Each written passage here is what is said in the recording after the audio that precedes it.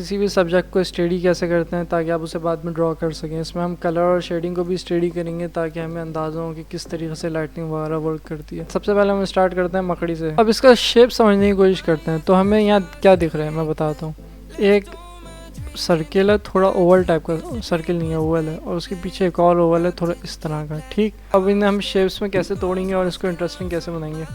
तो सबसे पहले हमें एक चीज़ का ध्यान रखना है कि ज़्यादा से ज़्यादा एसिमेट्रिकल चीज़ें रखनी है हमें। फॉर एग्जांपल अगर ये सीधे हाथ से और उल्टे हाथ से बराबर है तो इतना मज़ा नहीं आएगा। कुछ ना फ़र्क होना चाहिए, थोड़ा पतला एक जगह से थोड़ा ज़्यादा मोटा हो रहा है, तो इस तरीके से शेप्स थोड़े ज़्यादा इंटरेस्टिंग बनते हैं। अब देखें ये मैंने इसे इस तरीके से बनाया है।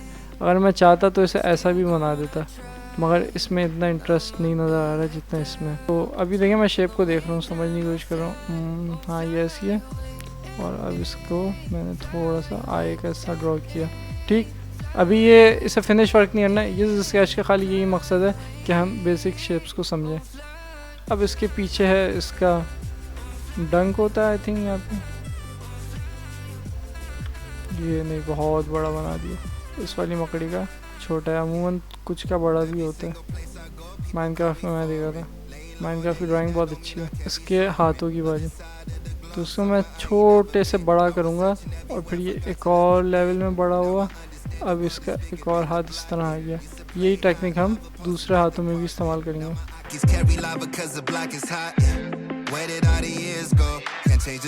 तो मकड़ी हमारी तैयार है। मैं इसका शेप अंडरस्टैंड कर रहा था जो कि मेरे काफ़ी समझ में आ गया कि आई थिंक यहाँ बीच में 3 पार्ट्स हैं और लेफ़्ट राइट में मज़ीद अलग अलग पार्ट्स मुझे समझ में आ गए।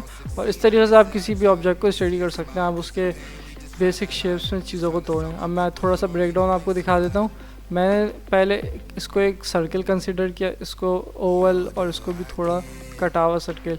इनको मैंने पाइप समझा जो हमने शुरू में बताया था कि जिनकी आपको प्रैक्टिस करनी है सिलेंडर की। तो इन पाइप्स को आपको आगे ले आके थोड़ा सा छोटा कर देना है, थोड़ा मज़ीद छोटा कर देना है, तो ये शेप बनेगा। ठीक, तो इसको जहन में रखते हुए अब मैं इस मकड़ी को किसी और एंगल से बनाने की कोशिश करता हूँ ताकि मेरा टेस्ट हो जाए कि शेप मुझे याद हुआ या नहीं हुआ। चेस्ट, ये आ गया, इसके आगे इसका मुंह,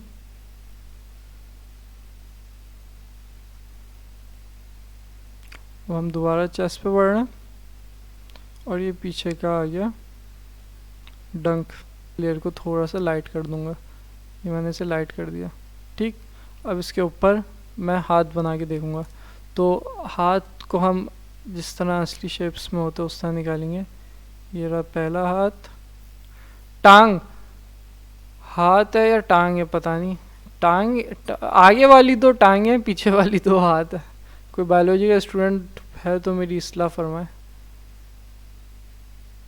अब इसके पीछे मुझे ड्रॉ करना है, तो मैं इमेजिन करूँगा कि यहाँ से एक टांग यूँ आ रही होगी और फिर यहीं जाके यूँ मुड़ रही होगी, और ये इधर आ रही होगी मेरे ख्याल से, क्योंकि स्क्रीन के आगे होगी मैं एकदम मेरे सामने, तो उसके हमें बेंडिंग नज़र नहीं आएगी। चौथी टांग सोचो मैं इसे यहाँ बना दूँ, क्योंकि ये वाली जगह मुझे थोड़ी खाली सी लग रही है, और इस तरह भी हम बेहतर स्टडी कर सकते हैं इसको। अब देखिए मैंने बहुत लूज़ ड्राइंग की, मैंने अपने ऊपर कोई प्रेशर नहीं डाला, मैं बस अपने जहन इस्तेमाल करते हुए बस ये बेसिक शेप यूँ होगा और ये आगे जाके थोड़ा छोटा होगा, इससे एक टांग यूँ निकल रही होगी, इसके अंदर से एक और टांग यूँ निकल रही होगी। सो इस तरीके से मैंने यहाँ 4 टांगें बना दी, और अगर मैं पीछे वाली लेयर की अपनी ओपेसिटी बढ़ाऊँगा तो मुझे दिखेगा कि इस मकड़ी की यहाँ पे मेरी 4 टांगें आ चुकी हैं। यही सेम टेक्निक हम दूसरे हिस्से पे इस्तेमाल करते हैं।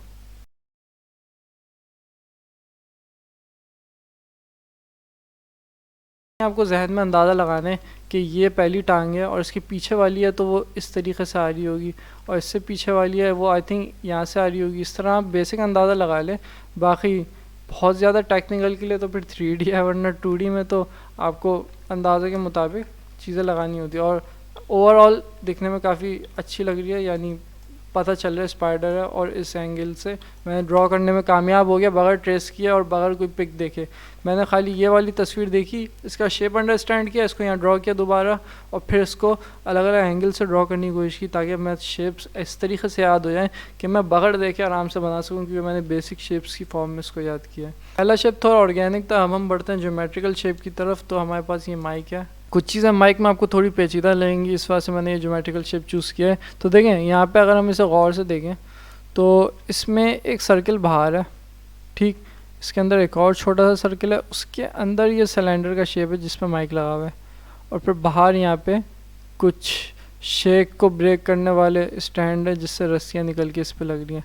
तो काफ़ी ओवरऑल इंटरेस्टिंग शेप है इसका, तो हमें इसकी प्रैक्टिस करने में काफ़ी कुछ सीखने को मिलेगा।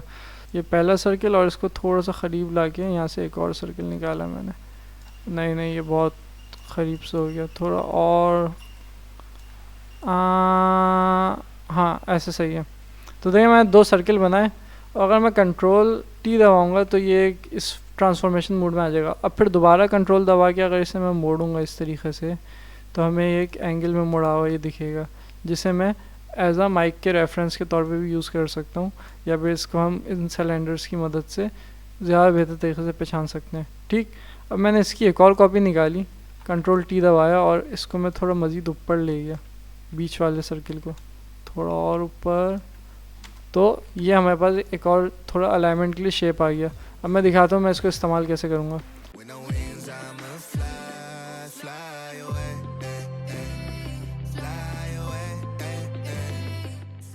इसमें अभी मैंने कोई यानी फिनिशिंग, डिटेलिंग या साफ लाइन आर्ट का ध्यान नहीं रखा, मैं बस शेप को आराम से अंडरस्टैंड करते हुए ड्रॉ कर रहा हूँ। अब हमें आसपास इसके वो दिख रहा है शॉक वेव को बैलेंस करने वाला, सो उसके लिए हम कुछ पॉइंट्स डिसाइड करेंगे। फॉर एग्जांपल मैंने देखा कि यहाँ इसका सेंटर पॉइंट यहाँ निकल रहा है कुछ, तो हमें 4 कोनों से इसको बनाना होगा। ये पहला कोना ये हो गया हमारा, दूसरा ये हो गया, तीसरा ये, चौथा इसके पीछे होगा। सो यहाँ से शॉक वेव ब्रेकिंग करने के लिए लीड्स निकल रही होंगी, और वो जाके बीच में लग रही होंगी। तो बीच में एक यहाँ लग रही होगी, एक यहाँ, और एक इसके पीछे, और एक इस तरफ।